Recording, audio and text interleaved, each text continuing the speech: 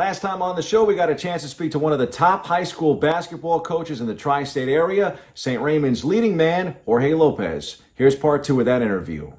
I was excited to see, you mentioned some of these great names from St. Ray's in recent times, and Malachi Smith is just playing so well at Dayton, and he's done some great things. This latest news with Cameo and trying to give back, of course, to the victims of the January fire here in the Bronx. Now, how proud are you? We speak about like mentoring students and not just with basketball, basically using basketball as a vehicle to kind of teach them. How proud are you when you see your former players go and do things to give back? I always say it's bigger than basketball, and it has to be bigger than basketball. To see someone like Malachi Smith wanting to give back, it's a true testament to his upbringing. His parents, both Sharik and Elliot Rosado, have done a great job raising a fine young man. And for myself personally, to have an opportunity to have coached him for 3 years has been so gratifying. And just to see him grow as a young boy. I remember him coming to camp when he was about maybe 6, 7 years old. And him coming into St. Ray's and really flourishing as a freshman and winning a city title. And, it just having an opportunity to have my imprint on him has really been very satisfying. And again, I'm just extremely proud of the person he's become and wanting to give back to his community. That's just Malachi Smith. That's who he is.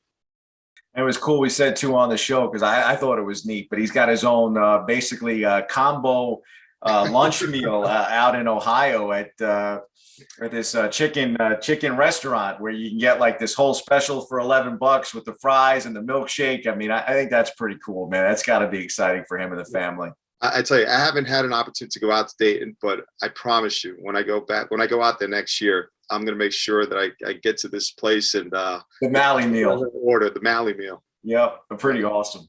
When people come up, when fans come up, because I think, in trying to kind of educate our fans at home that watch the show, if they haven't been around the culture of high school basketball, there's a lot of fans that dial into high school hoops the way that fans of the Knicks or the Nets at the NBA level do, which is why it is a high profile job, which is why so many of the young players that come from the CHSAA end up moving up, of course, to play Division I basketball and maybe even play in the NBA. When we had Malachi Smith on the show, he talked to me about, how that's still the dream for him, is that he liked to play in the pros.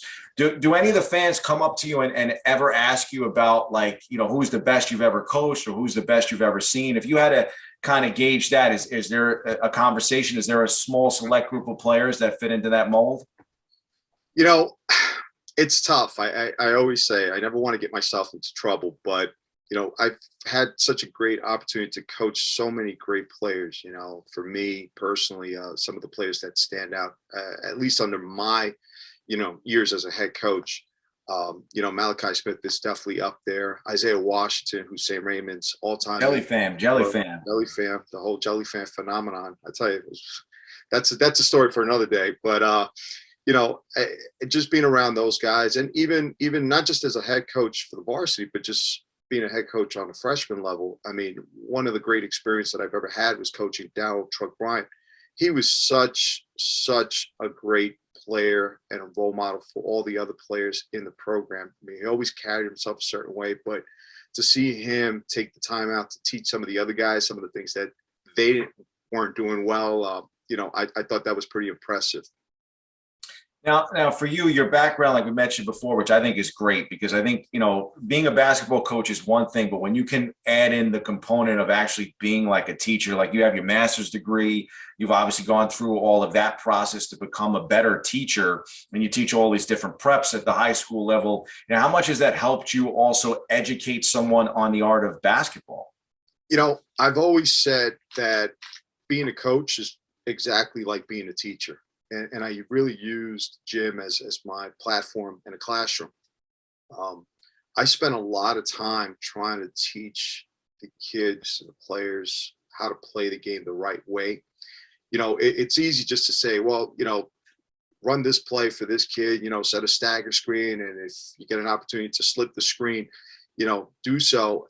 And just having an opportunity to teach them what that means a great deal for me, and just having that opportunity. I always tell people the story of Gary Grant. Gary Grant, actually today, I just posted something on Instagram was just named the SWAC Rookie of the Year. And I remember when I first got him as a ninth grader, I had asked him to slip the screen, and I saw him through the corner of my eyes. He's asking the other players, "What is that? What does that mean?" And that's when I knew, you know what, this is why it's important to teach the players how to play the right way, and as opposed to just instructing them. I think it's always made our teams a lot better when they understand schemes or, the purpose of what we do, versus just simply telling them, "Hey, listen, this is where I need you to be," or I always encourage them not to be robotic. Yeah, the fundamentals of the game. I think that's why it's so important that you have, this type of skill set that you can bring it to the game of basketball. Definitely an outstanding part of your profile and your personality. Oh yeah, and I always tell people, people just simply assume that being a coach at St. Ray's is my full-time job, but I always tell them my bread and butter is really teaching. I just tend to incorporate what I do in the classroom on the gym floor, which is great.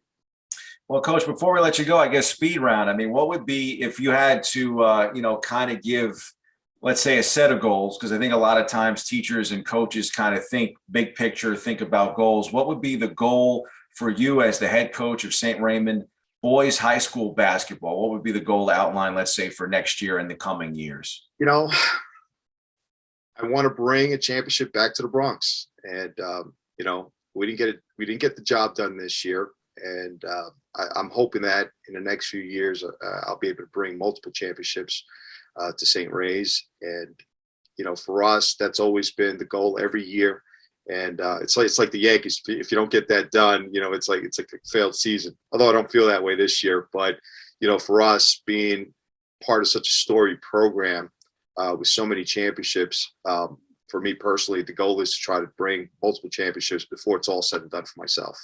Coach, I tried. I did the swag today, going with almost like I want to be part of your coaching staff, but I got the wrong apparel sponsor, I guess. I went Adidas. But anytime you need somebody to come and be on the staff with you, I think you do a phenomenal job here in the Bronx, and it was really great to spend some time with you here on the show. Well, thanks for having me, and I promise I'll get you some St. Ray's gear. I need some St. Ray's stuff, definitely. Absolutely.